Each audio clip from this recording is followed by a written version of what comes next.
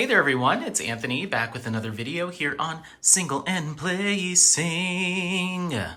Hi, hope you're having a fantastic day, weekday, weekend, week, month, evening, morning, overnight, all of that good stuff. Thanks so much for being here and checking out this video, and don't forget to leave in the comments how things are going for you.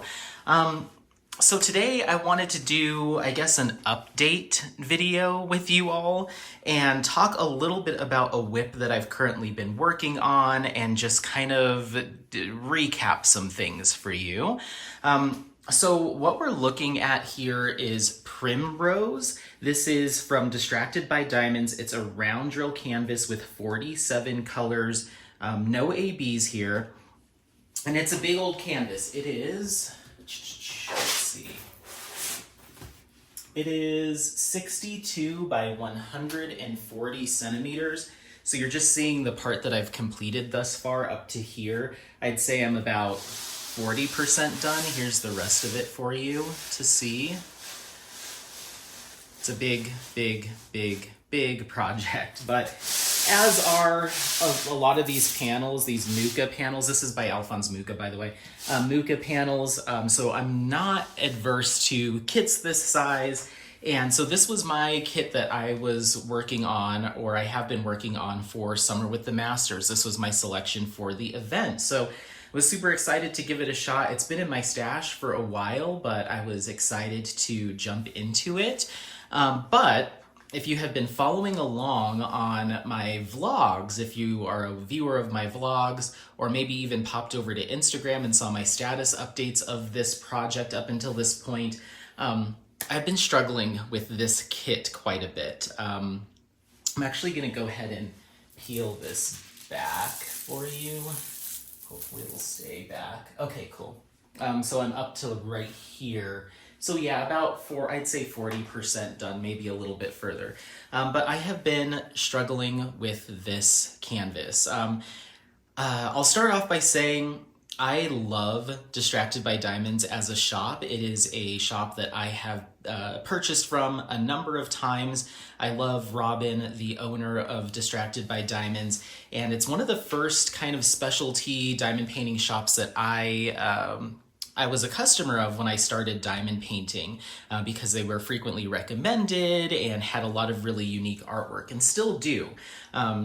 I've done even some special edition series on my channel. I believe that was last year or the year before, where I had the opportunity to do sneak peeks of some Distracted by Diamonds kits and did a whole week-long series focusing on the artwork and the artist and all sorts of stuff. It was a lot of fun. If you remember, Masks by W.T. Benda was a week-long special collaboration, and then Composición Monumental was another one. So I've had great success with Distracted by Diamonds kits in the past.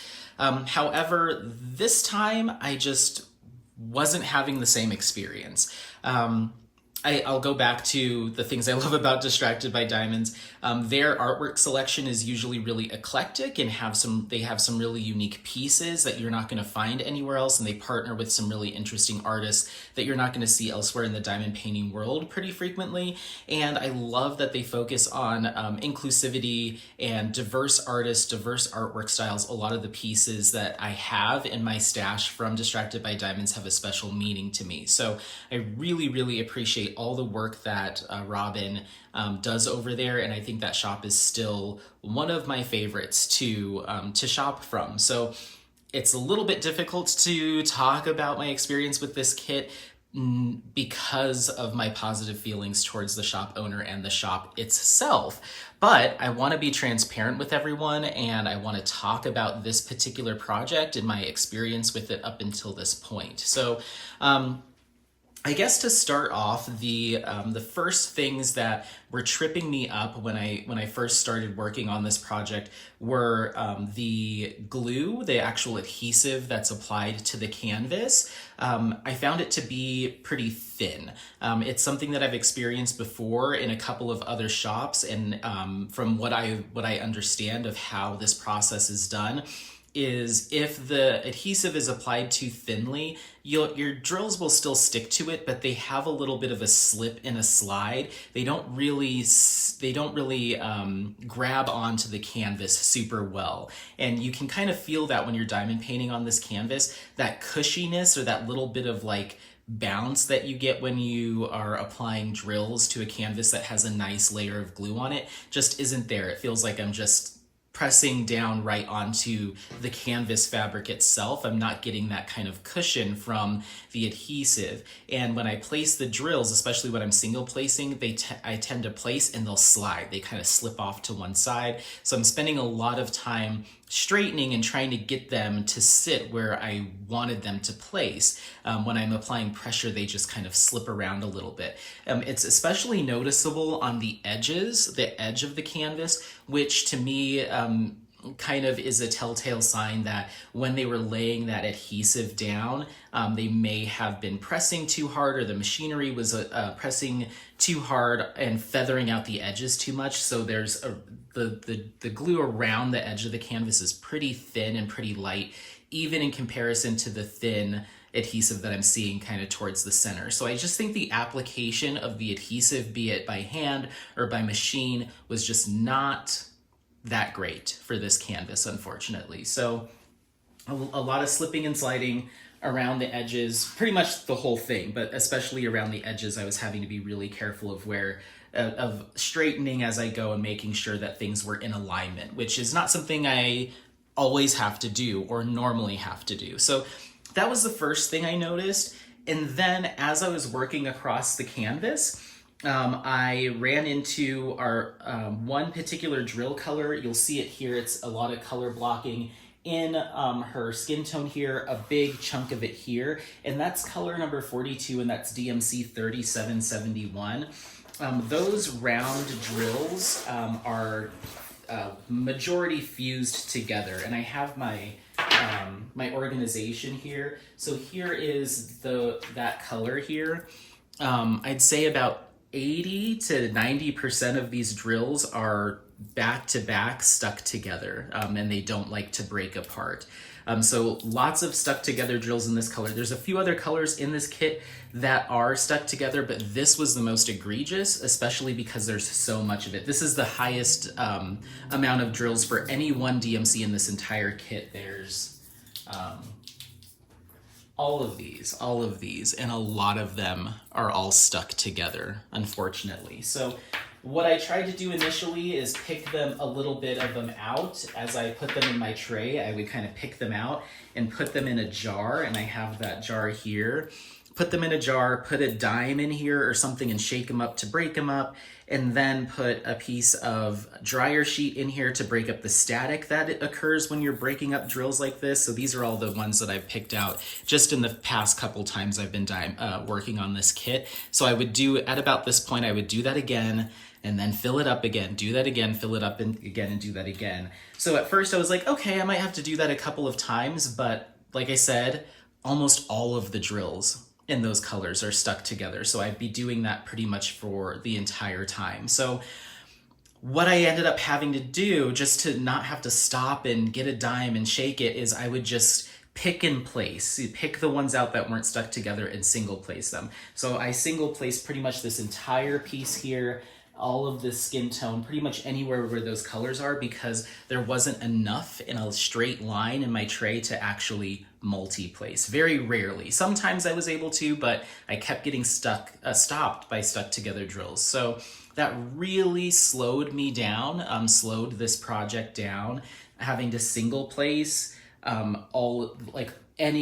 the big sections of color blocking. I ended up having to single place, or maybe 2 or 3 drills at a time. So this project has moved a lot slower than it normally would for me. I've been working on this project for a month now, and this is how far I've gotten, which might be great progress for a lot of people, but for me, that's pretty slow, given the opportunities there are here to move faster, but I wasn't provided those because of those issues with the drills. So that was kind of the second thing.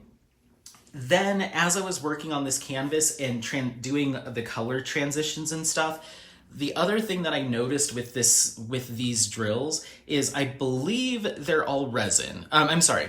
I believe they're all acrylic. From what I understand, Distracted by Diamonds does use acrylic drills, or their manufacturer provides acrylic drills, which in general I don't have a problem with. I'm fine working with acrylic or resin. But what I do find is if I'm working with an acrylic drill kit that has more of those button top style drills, then how I pick up my drills is a little bit different because they're sometimes a little bit more wider looking at the top. So I have to just grab them a little bit differently, place them a little bit differently. I just have to be in the mode to work with those button style drills, whereas resin kind of usually are a little bit more pyramid or pointed at the top. So I can either grab an extra one, or I'm placing a little bit different. Just my approach to my diamond painting session is a little bit different, and it takes me a few colors in my first section to transition. So let's say I'm working on an acrylic round drill kit, working on that, and then the next night I'm switching over to a resin. It takes me a little bit to be like, oh, that's right, I've got to just change my hand placement or just do something a little bit differently. What I found with this kit is each individual DMC has a different drill shape. Some of them are that smooth button top, some of them are that more faceted kind of pyramid top. It really just depends on the color. I don't know if those more faceted pyramid top ones are resin or they're just a different kind of acrylic. I don't know if it's a mix or what, but there is a lack of consistency here in the drills that makes it a little bit frustrating to work on. Every single time I grab a new color and put it in my tray, I'm like, okay, what type of drill, what is this shape? Okay, I've got to fuss with it a little bit and figure that out. So it's not a huge thing. I'm being picky with all of this. But we'll talk about that towards the end. But transitioning from these different types of round drills just feels really inconsistent, and it just makes the experience feel kind of choppy and kind of grab bag. Like it feels like these drills are just kind of whatever the manufacturer had, whatever was the cheapest, just put them in there, as opposed to, okay, we're going to send you all acrylic or all resin or all this one type. It feels kind of hodgepodge with the materials that have been provided here.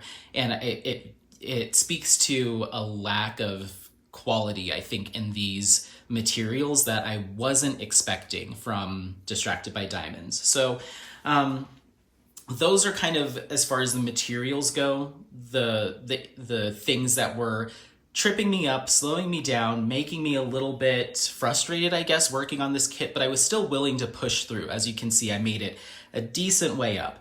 The kind of thing that made me stop where I stopped here has to do with the color charting.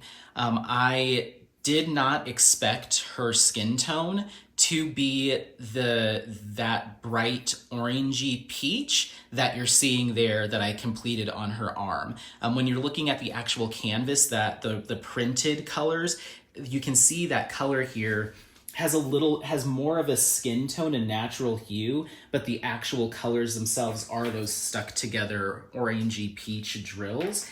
And to me, it looks very saturated, a little overly saturated, and isn't a good representation of the original artwork.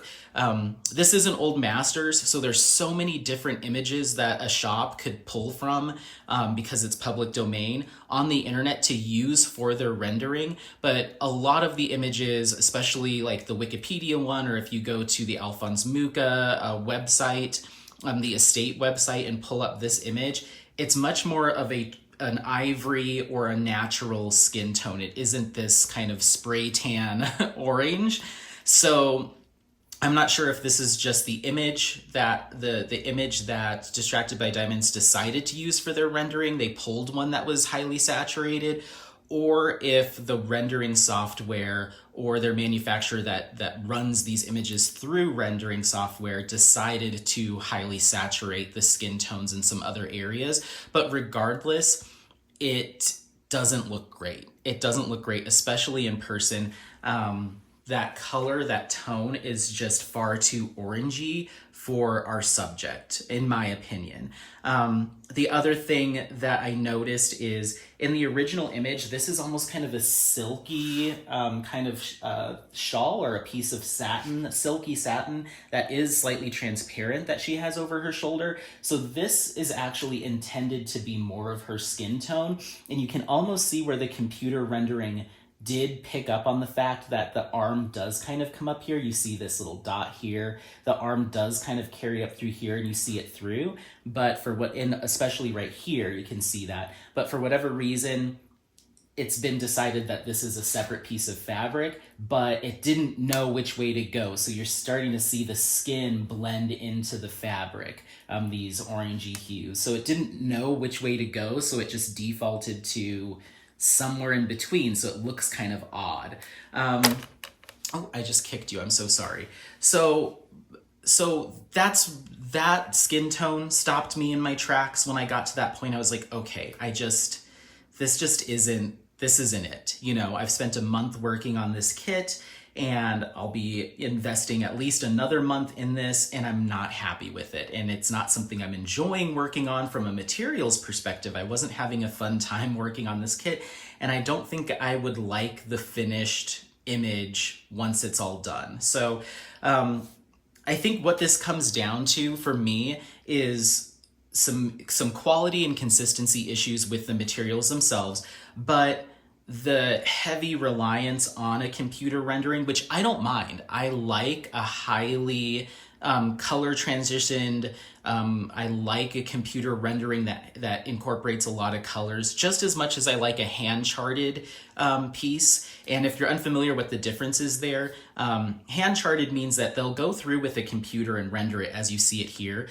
but then a human hand is going through and saying, okay, we don't need all these pinks blended in with the oranges here. Let's just make this all one color or make it a couple colors. Think of your diamond art clubs that have that really kind of more chunky and more linear rendering, as opposed to having like 5 different colors making this line. It would just be all 310 or all 939 or all 3371 or something like that. But here we're using a computer rendering, which again, I don't mind. I like the softness and I think it works well with old masters, especially Muchas, because you get some smoother transition. So that's not a problem. But what a lot of shops will do is, even if they don't hand render it, they're going to run it through that computer rendering program, but they're going to clean up some things. So you have some options with this software, and I've used this software personally and done this myself to a kit. I was trained on how to do it by a shop owner. And so you can go in and select, okay, when the computer renders this image and turns it into a diamond painting pattern or chart, you can say use any color in the DMCs that you want. It doesn't matter if the computer thinks it's that color, put it, even if it's one little black dot here. If it thinks that's what it's supposed to be, then it'll put it there. But you can also create limitations. You can say, do that, but only use a maximum of 50 colors, 60 colors, 125 colors, 200 colors. So you can help it to consolidate some of this, some of the color transitions and kind of static-y look, right? So for instance, down here where you see this bright pink, in the original image, it might have some gentle pink hues here, but it might omit this pink in favor of making a more clean look. Where that stands out to me on this image, where I see that clearly not being done, is when we have these orange dots throughout the green here. Sure, we might have had a little glisten or some light reflection here, but that doesn't necessarily mean that we need to have a random patch of orange here in the midst of this green. This could have all just been transitioned, it all could have been a green color, and I think this little patch here of random orange kind of distracts from the total image. From a viewing distance, it's not as bad, but you really, really have to take a step back. And even in camera, it looks pretty good, but in person, this kind of stands out to me as like, did I put the wrong drill down here? Did I put the wrong drill here? That's what it looks like in person, unfortunately. And so so reducing the amount of colors that the computer has available to it would have helped to clean this up. The other thing is you can go by hand in that same program and click on specific pixels. You can scroll through this image, even though a computer's done it and you're not hand charting it, but you can scroll through and say, oh no, not that. Click that and say replace it with green, replace with green. That's minimal hand charting. It's not as in-depth as rewriting all the lines and stuff. It's just going through and clicking on this pink right here, this one pink drill, and saying, no, don't make that pink, make it that sage color instead. It just looks a little wonky. So it's just kind of fixing what I would call errors that computer charting might spit out if you're leaving it to its own devices. So it's not one or the other, hand charting or computer charting. There are some in-between steps. It's just a matter of how much time and effort the manufacturer or the shop itself is willing to put into that, how much attention they're paying to the renderings and the kits that they're manufacturing, and just having a keen eye for referencing the original image to what the computer has said it's going to do. And a lot of that is put in the manufacturer's hands. The shop will send them the image and they have their own software, they do it. But typically, from what I understand, a shop will send back its draft. It'll send back the computer rendering and any cleanup that they've done and say, does this look good? And then the shop signs off on it. Personally, if I had seen this, I would have had some concerns and I would have asked the manufacturer to do some mild cleanup here, clean this kind of muddy skin mixed with fabric piece here, clean up some of these other areas because this to me looks messy. Once again, at a very far viewing distance, not an issue necessarily, especially if you don't know any better and you're not a diamond painter and you're just walking past this passively. But if you take a closer look, there's just some things here that could make this kit look so much more true to the original artwork, cleaner, and just a better render in general. So I got to that skin tone and I stopped myself because I was like, I feel like I'm spray tanning this person, this subject. I took a step back. I laid it out on the table. I took a good step back and I just was like, I'm not liking this process. I'm not actually enjoying working on this, and I'm not liking how it's looking as it's coming together. None of this is really like, oh, it just looks fantastic once you take a step back, or it's really coming together for me. Whereas some other larger panels that I have done of Alphonse Mucha's artwork at this size from a shop that uses computer rendering, I didn't have those issues. A, because the materials were fantastic, and B, because once you took a step back, it truly was very close to the original. I wasn't seeing this drastic adjustment of skin tone. There's just something wrong here, unfortunately. And I will go ahead and insert not only a picture-in-picture of the original image from Alphonse Mucha with the more accurate skin tone, but I'll also include a screenshot of this kit as done from another shop that uses hand charting. But I want you to look at that for the purposes of the skin tone, and look at the skin tones between the original, what another shop has done and decided to use for the skin tone, and this orange that you're seeing here, just so you can see how off this looks compared to some other reference points. So I'll include all those, but moral of the story is I got to that point in the project and I said, enough's enough. I'm not willing to spend another month and a half, 2 months finishing up this project. Even though I am co-hosting Summer with the Masters, I wanted to have a master's kit in my rotation as I'm co-hosting this event, and this was my project, but I'm just not happy with it. I'm not happy with the materials, I'm not enjoying working on it, and I'm not happy with the result. So I don't want to invest another month plus time for a kit that most likely will be rolled up and thrown away at the end. It just doesn't make a lot of sense to me. So I'm gonna call it quits on this canvas. I started on June 1st. Today is July 2nd. And yeah, I'm wrapping this up. I'm gonna get rid of the kit. I'm not going to kit down and save any of these drills and put them in my drill storage because the quality just feels really inconsistent. There's a lot of stuck together drills. I'm not feeling the materials either. So this is kind of a wash for me, unfortunately, but it doesn't mean that I won't be working on Distracted by Diamonds kits in the future. I have at least a dozen of them in my stash, but I will have a more critical eye when I go to kit up a kit from Distracted by Diamonds, to be honest, and really take a close look at canvas material, peel back that cover plastic, test out that glue to see if it's feeling slippery, look at the rendering, and then as I'm kitting up, try to identify if I'm noticing like lots of stuck together drills or inconsistencies, and try to get a good grasp on if I'm going to have any issues this time. That way I'm not investing this much effort into a project that I wouldn't work on or wouldn't be happy with at the end. So just being a little bit more critical with those kits, and if I identify more that I'm running into issues with, then I'll decide what to do with them at that point. But it's not going to swear me off from them at all in the future by any means, and I would still be happy to go on that site and purchase a kit to see how it works up. But I would most likely want to confirm, if I was to purchase again from the shop, confirm with the shop owner what kind of drills they're using, that kind of stuff, and just get an idea of it, which I always suggest people do with new shops or shops that they have questions about.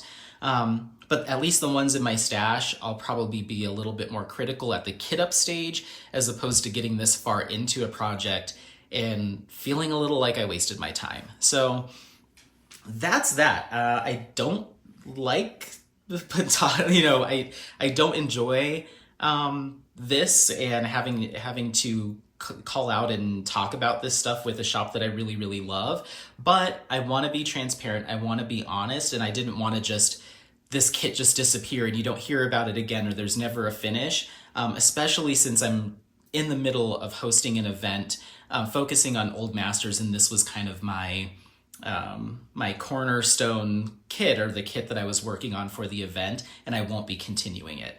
I'm not sure if I'll be pulling out another Old Masters and starting all over for this year's event. I haven't decided yet. If I do, I might just pick a small one to kind of pick at, but I need a little bit of a break after spending this much time on this project and it just kind of going away. I need a little bit of a break. I might take a small break from diamond painting in general, just to kind of regroup and reset, or focus on working on some other kits that I have, other whips that I have that I am really enjoying, and just get back to having a good time with diamond painting and then regroup from there. So I don't know if this will be it for me for this year's Summer with the Masters, unfortunately, or if I'll be snagging another one just to pick at, or maybe ordering a paint gem set just so I can participate in the event from a diamond painting standpoint, as opposed to just the content that I'm putting up for the event.